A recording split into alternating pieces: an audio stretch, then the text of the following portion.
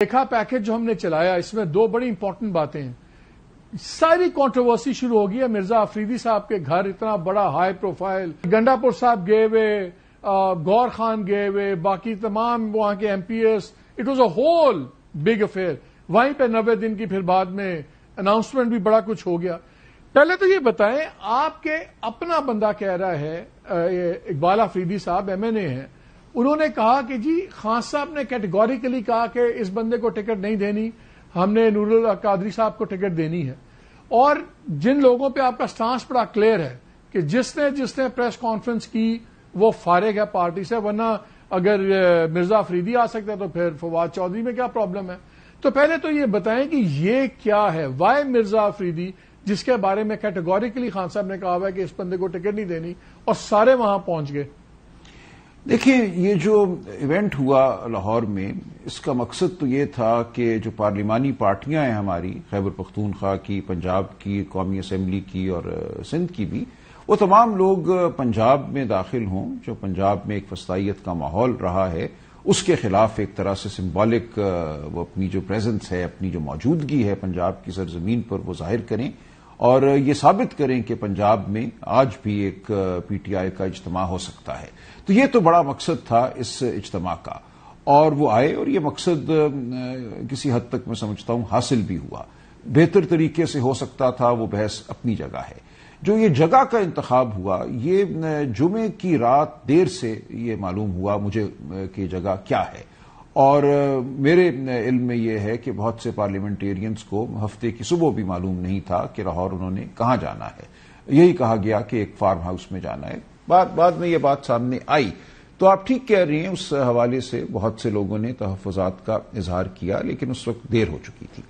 تو ایک عشائیہ وہاں پہ ہوا پارلیمانی پارٹی کا. میں اس میں نہیں گیا کیونکہ میں پارلیمانی پارٹی کا رکن نہیں ہوں. اس میں کچھ لوگ چلے گئے جو پارلیمانی پارٹی کے اراکین نہیں ہیں. اب کوئی چلا جائے تو مربتاً ان کو باہر تو نہیں نکالا گیا، وہ بیٹھ گئے رہے وہاں پہ. تو یہ ایک پارلیمانی پارٹی کا آپ کہہ لیجئے ایک اجلاس تھا. وہ ٹھیک ہے، وہ آپ کی بات ٹھیک ہے. آپ کو نہیں پتا ہوگا، آپ کو رات کو پتا لگا. گنڈاپور صاحب کو تو پتا تھا جی ان کو ظاہر پتا تھا. جی مرزا افریدی کے گھر میں جا رہے ہیں. کوئی جسٹیفیکیشن ہے اس شخص کے گھر جانے کی جس کے اوپر خان صاحب نے لال لکیر لگائی ہو؟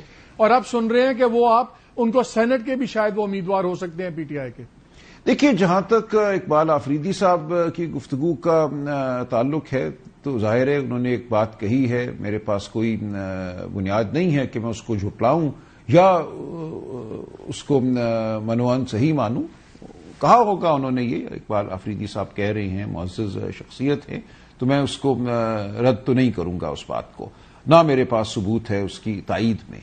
لیکن اصولی بات میری نظر میں یہی ہے کہ جس شخص نے وہ پارٹی کا رکن ہو، خواہ وہ دولت مند ہو یا دولت مند نہ ہو، جس کسی نے بھی پارٹی کا ساتھ دیا ہے، پارٹی کے لیے کام کیا ہے، پہلا حق اسی کا بنتا ہے. دولت ہرگز معیار نہیں ہونی چاہیے سینٹ کے ٹکٹ کے لیے. تو یہ اصولی بات میرے لیے بالکل واضح ہے اور میں اسی پہ کھڑا رہوں گا. مجھے امید ہے کہ خان صاحب سے مشاورت ہو جائے گی اور وہ اپنی جو رائے ہے وہ دے دیں گے، جو ان کا حکم ہوگا اس کے مطابق ٹکٹ دیے جائیں گے. لیکن میرا اصولی موقف یہی ہے کہ پیسے کا کوئی عمل دخل نہیں ہونا چاہیے کسی بھی الیکشن میں، اور بالخصوص سینٹ کے الیکشن. دوسرا اس پہ بڑی تنقید ہو رہی ہے 90 ڈیز کے اوپر کہ یہ کہاں سے فگر آ گیا. ہر کوئی اس پہ تنقید کر رہا ہے. میں بلکہ احمد خان کا بھی ابھی ہم نے پیس چلایا، انہوں نے تو بہت آڑے ہاتھ لیا. انہوں نے کہا جی گنڈاپور صاحب ہر تھوڑے عرصے بعد ٹرک کی بتی کے پیچھے لگا دیتے ہیں، یہ 90 دن کہاں سے آئے؟ اور ہم بات کر رہے ہیں 5 اگست تک، یہ 90 دن ڈال رہے ہیں، یہ کس کی گیم کھیل رہے ہیں؟ اب احمد خان کو سارے جانتے ہیں، وہ کتنے قریب ہیں، عزیز بھی ہیں خان صاحب کے، ہر وقت ان کے ساتھ، اور ابھی بھی وہ جلسے کر رہے ہیں کے پی میں، سب کچھ کر رہے ہیں. تو یہ مجھے بتائیں 90 دن بہت بڑا کویسچن مارک ہے. خاص طور پر جب آپ خود ایک ٹائم لمٹ دے دیتے ہیں تو اپنے پہ سارا بوجھ ڈال دیتے ہیں آپ کہ آپ کی پرفارمنس اس میں گیج ہوگی.